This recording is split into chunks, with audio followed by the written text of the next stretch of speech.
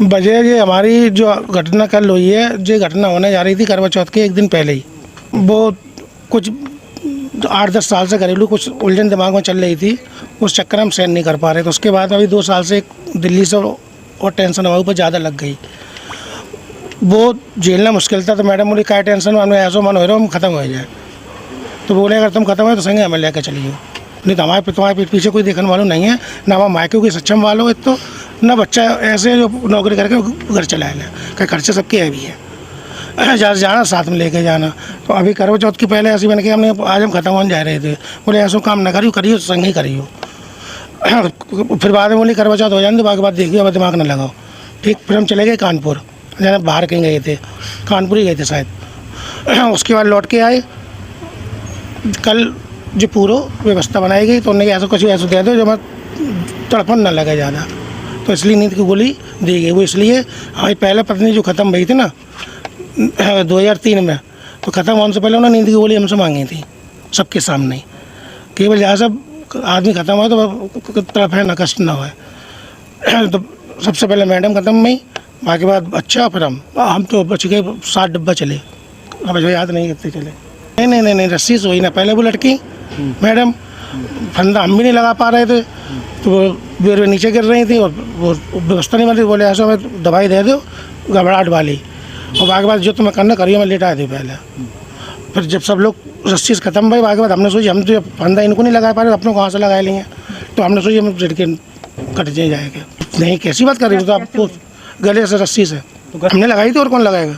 पहले उन्होंने खुद लटकाई ऊपर, लोगों को पहले उन्होंने खुद खड़ी हुई उस पर टेबल पर कुर्सी रख के, उसके बाद उससे वो फंदा लगा नहीं, वो कुर्सी से गिर रही थी। बोले हमारी तथा नहीं, गोली का सर था।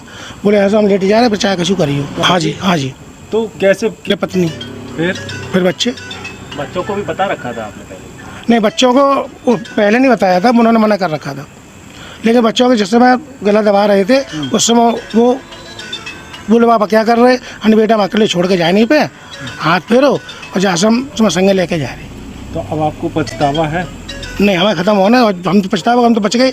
7 डिब्बा के बाद आधी बच गई, तो किस्मत की बात है। हाँ, दो पुलिस वालों ने खींचा, 7 डिब्बे चले ऊपर। मैंने पहले पत्नी को नींद की गोलियां खिलाईं, फिर वही गोलियां तीनों बच्चों को खिलाईं। इसके बाद पत्नी और बच्चों की गला दबाकर हत्या कर दी। मेरी पत्नी चाहती थी कि मौत ऐसी हो कि किसी को कोई तड़पन ना हो। जी हाँ, ये कबूलनामा है एक हत्यारोपी का, जिसने पत्नी और 3 बच्चों की हत्या कर दी। इसके बाद खुद भी ट्रेन से कटने के लिए पहुंचा, लेकिन पटरी के बीचों बीच होने के कारण उस पर से 60 डब्बे गुजर गए, लेकिन उसे कुछ नहीं हुआ। वह अभी भी ये सब देखने के लिए जिंदा है। यूपी के इटावा की इस घटना को जिसने भी सुना उसके होश उड़ गए। लोग सिहर गए, हैरान हो गए कि आखिर कोई इतना बेदर्द कैसे हो सकता है जो अपने हाथों से अपने परिवार को ख़त्म कर दे। इटावा के लालपुरा मोहल्ले में मुकेश वर्मा का हंसता खेलता परिवार था। सब सही चल रहा था, परिवार में खुशियां थीं। परिवार में 35 वर्षीय पत्नी रेखा, 21 साल की बड़ी बेटी भव्या, 16 साल की काव्या और 12 साल का बेटा अभिष था। रेखा वर्मा हत्यारोपी मुकेश वर्मा की दूसरी पत्नी थी। पहली पत्नी की मौत 2005 में हो चुकी थी, जिससे एक बड़ी बेटी भाव्या थी। बाकी 2 बच्चे रेखा वर्मा से जन्मे थे। जैसे ये स्टेटस परिजनों ने देखा, सभी हैरान हो गए। मुकेश वर्मा के बड़े भाई एडवोकेट रत्नेश वर्मा ने बताया कि जब वे अपने भाई के घर पहुंचे तो वहां पहले से ही आसपास के लोग मौजूद थे। हमारे बड़े भाई है, बस उनकी फैमिली है पूरी। अच्छा, फैमिली में कौन कौन लोग? 2 बिटियां हैं, एक बेटा है, भाभी है, भाई साहब है। बिटिया करीब 18 साल की होगी, तो उससे छोटी करीब 16 की होगी, लड़का करीब 14 का होगा।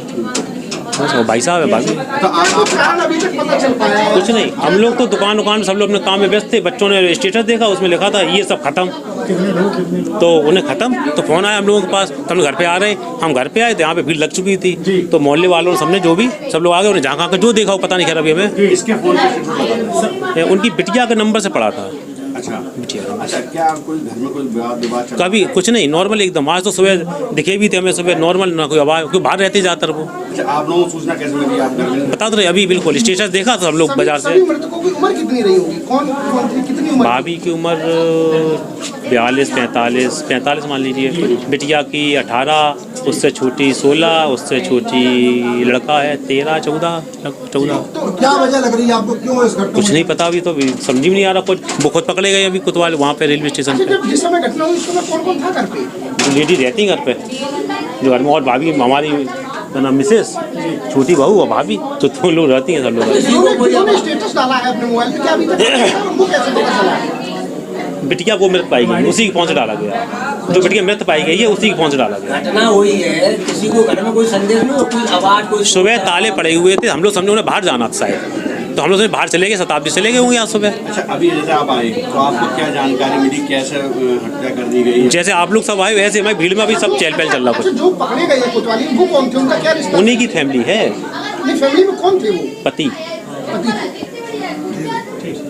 और घर के अंदर लगे कमरे में ताले तोड़ने का प्रयास कर रहे थे।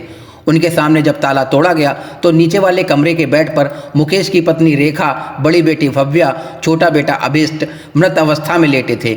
जब उनको देखा गया कि सबकी मृत्यु हो चुकी थी, छोटी बेटी घर के दूसरे मंजे पर मृत अवस्था में पड़ी थी।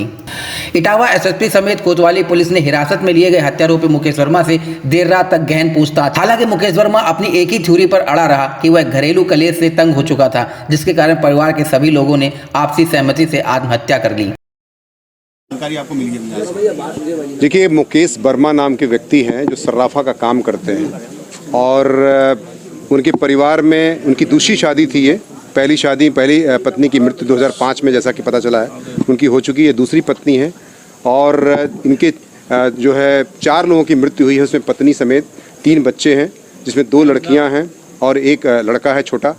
तो 4 लोगों की मृत्यु हुई है। अभी प्रथम दृष्टया जो लग रहा है, जो पूछताछ की गई मुकेश वर्मा को